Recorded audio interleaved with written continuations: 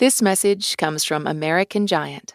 The things people depend on most help them stay ready for anything, like a good hoodie that will last for years. The American Giant Classic Full Zip Hoodie is styled for everyday comfort and crafted in the USA for a lifetime of durability. So it's ready for everything from a casual stroll to a hard day at work. Go to american-giant.com and get 20% off your first order with code STAPLE20.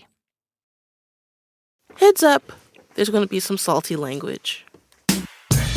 Hey everyone, you're listening to Code Switch from NPR. I'm B.A. Parker. And I'm Gene Demby. Gene, You know how President Trump kind of has his own language? Like fake news or witch hunt or even make America great again. Yeah, all that like Trumpy jargon, right? Like always insults for his opponents, right? You got Crooked Hillary, Sleepy Joe Biden, Ron DeSanctimonious, Pocahontas for Liz Warren, Cocaine Mitch. I'm not going to lie, that goes kind of hard. Maybe I just listen too much Freddie Gibbs. That would be a dope rap name for Governor Romney. Anyway. Sure. But like, whether President Trump's using a term to insult a specific person or to claim a specific institution, like calling the Department of Defense the Department of War, it's not just the president that uses those terms. It's the people who work for him and people who follow him and his political ideology. Yeah, like whether like certain companies put Gulf of America on their maps became this whole like rubric for like loyalty towards the president. But you can almost like tell if a person is aligned with the president just based on the words they use in conversation, like in public, right? Like words that are like a nod to whether they're MAGA or not. And it's like a very different kind of nod from like when you or I might see another black person like, oh, it was good. Like, and acknowledging that somebody's presence in the space. It's like a different thing. Yeah, because those little MAGA nods are meant to be kind of like a taunt or a warning to everybody else, right? Yeah, right. Like all that MAGA world language is now like part of federal job applications, right? A way for like the Trump administration to see if job seekers are loyal to the president in the way the questions are framed. You know what I mean? So yeah, it's everywhere. Exactly. Like, in what ways are you excluded from this powerful group because you don't use those terms? And if you do use those terms, how does that shape how you see everyone else? And it got me thinking about how language like that is really about wielding power, deciding who's us and who's them. Yeah, it's funny because so much of the conservative movement over like the last 35, 40 years has been really concerned about language and the way it's policed. And now we have all this Trumpy language that kind of sounds like what they would call virtue signaling, ironically enough. Yeah. So I called up Amanda Montell. She's a linguist. Kind of. I would identify more as a linguistics groupie. My role, I guess, in this lovely world is to take linguistics concepts down from the high shelf of academia and make them accessible and urgent as they really are. She studied specifically how charismatic leaders wield power by using very specific terms that sound cultish. She's written a book by that name, and she also hosts the podcast Sounds Like a Cult. In that book, I kind of break down these rhetorical strategies to listen for, including in our everyday lives and in the ways that we engage with one another on social media, the ways that we wrap our head around politics.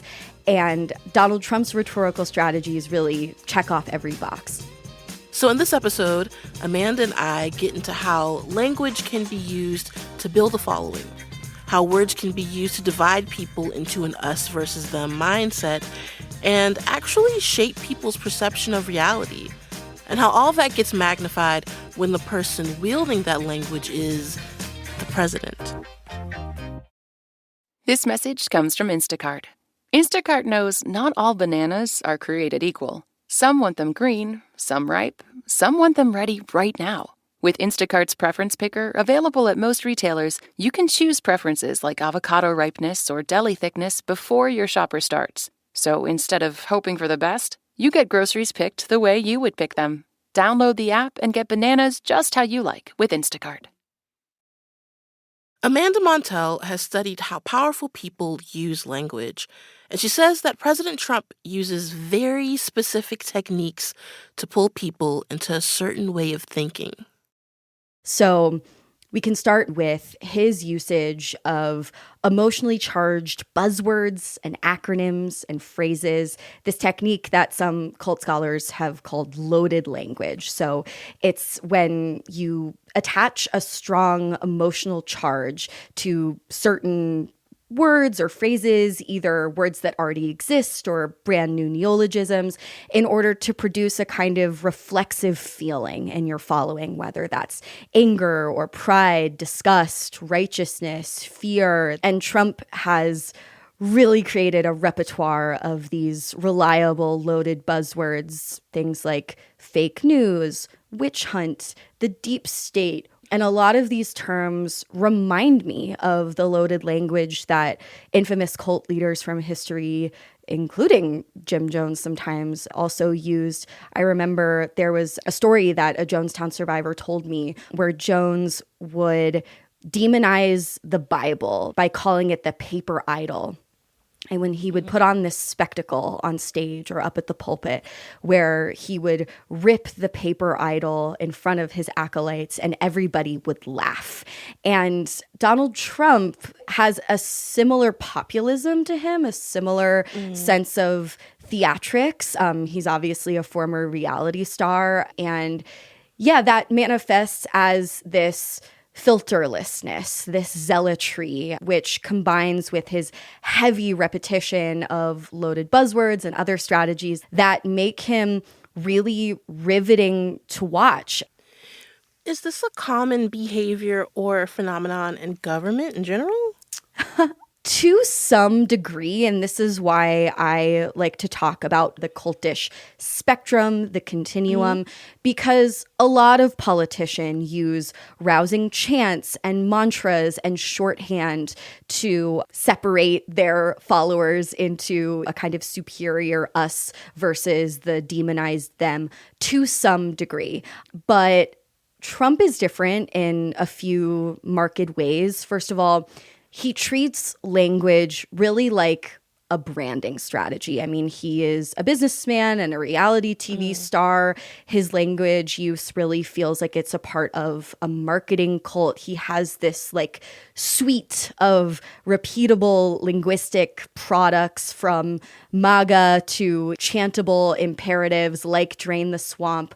And another thing that really sets him apart is his heavy usage of thought-terminating cliches. So this is a phrase that was coined in the early 1960s by a psychiatrist named Robert J. Lifton.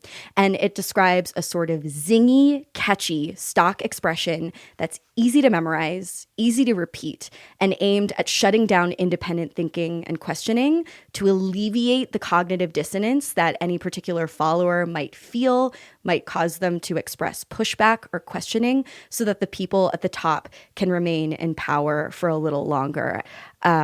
Trump might respond to a bad headline by just calling it fake news. And these sort of semantic stop signs are really a sign that a politician has shifted from a galvanizer or someone who's using some of these later cultish techniques into more sinister or pernicious territory. Yeah, because how is something like a slogan like Make America Great Again from President Trump different from, I think, Ronald Reagan's Morning in America or George W. Bush's Compassionate Conservative? Well, first of all, Make America Great Again is cultish because it's derivative. So many populists and fascist politicians from history have coined similar phrases. Make Germany great again was a phrase that Hitler used. And what phrases like this do is romanticize the past. They sort of weaponize visions of a golden age that never was in order to incite fear of change, of progressivism, in order to create this sense of persecution and return to a past when that persecution didn't exist. So I read your book, Cultish. Thank you. And something you talk about in that is the theory of linguistic performativity. Yeah. Which is how language actively creates reality. That's right. Which is really intense. But how does the theory of linguistic performativity work, especially when it comes from the government? That's a great question. Well, I think in English-speaking society in general, we grow up with axioms like sticks and stones can break your bones, but words will never hurt you. You know, we're really conditioned from a young age to discount the power of language. But linguists have determined that language doesn't just reflect or describe reality, it actually creates it. It incites real material change to happen in the world. So the most classic examples of performative language would be a justice of the peace pronouncing a married couple married, or an umpire saying you're out. But, you know, after those words are spoken, something is physically different in the world, even though nothing happened, quote unquote. Now, when certain followers of a political figure who seems not only to have jurisdiction over the construction that is the country of the United States, but also something spiritual, and Donald Trump, for some, has taken on this kind of Christian nationalist prophet role. Now, the scope of this performative language is not just the earthly world, but your afterlife, your very sense of purpose. And that's kind of the danger of these political figures who transcend into an almost religious form of power, is that now these terms like fake news and witch hunt and even Sleepy Joe or Crooked Hillary take on a real religious sensibility. And I think the Trump administration and MAGA's followers understand how to weaponize language. They understand the power of euphemism to make deeply unpleasant or violent truths seem acceptable or even morally righteous.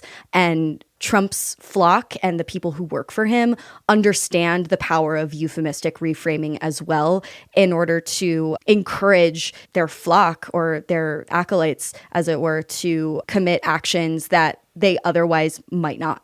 What are the guidelines that you think spell out like capital C cult? I refrain from positioning myself as like the go-to expert in defining what is a cult. I want to invite people to question what could be considered cultish in their everyday life, because I think a lot of us would like to think, and before I started researching and commenting on this stuff, I certainly like to think that I was too skeptical to be susceptible to cult-like groups, and I've been humbled. But some red flags to look for on the linguistic side are certainly those thought-terminating cliches. You know, if you find yourself wanting to poke holes in an idea and are immediately met with one of those catchy, zingy, highly repeatable phrases, that's a sign that you might be a part of something that's too cultish for comfort. I also invite people to look out for exit costs. Reasonable groups allow you to participate casually, and they provide a dignified exit strategy. You know, you can leave without it coming at the grave cost of your sense of identity, your closest friends, fear that something terrible will happen to you.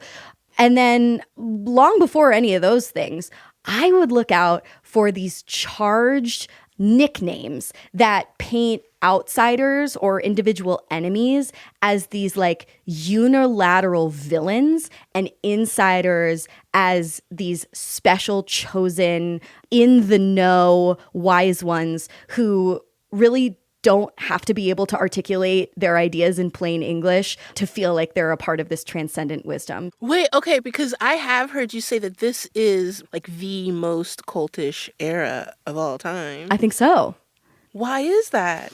I think because of the combination of late stage capitalism, ideological polarization, and social media. Like, we are in a loneliness epidemic and living in a society that is mediated by digital technology and consumerism. It only makes sense that something that could be innocent at the start could turn exploitative and nefarious pretty quickly. Okay, so where do we go from here? Yeah. How do we get like a young boy to not get pulled into the commentary of like Andrew Tate?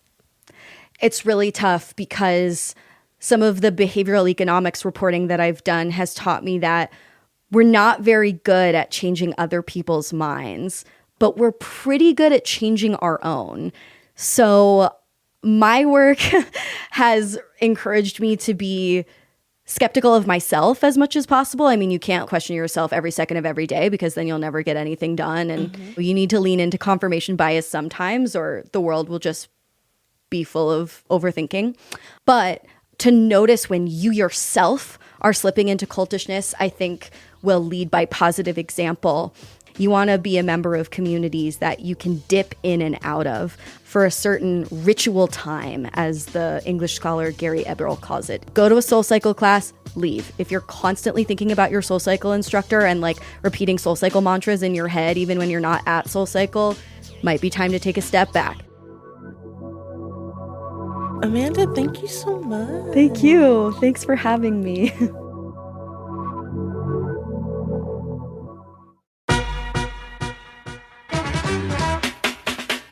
And that's our show.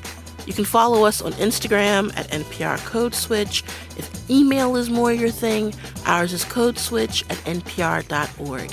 And subscribe to the podcast on the NPR app or wherever you get your podcasts.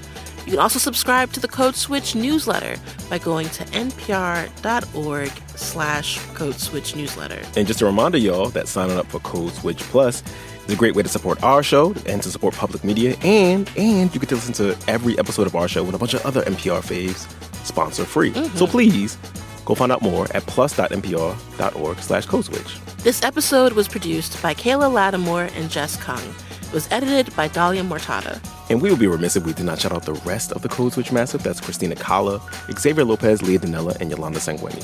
As for me, I'm Gene Demby. I'm B.A. Parker. Be easy. Hydrate. These days, it feels like the news changes every hour. Well, NPR has a podcast that does that too. NPR News Now brings you a fresh 5-minute episode every hour of the day with the latest, most important headlines in episodes that are clear, fact-based, and easy to digest. Listen to NPR News Now on the NPR app or wherever you get your podcasts.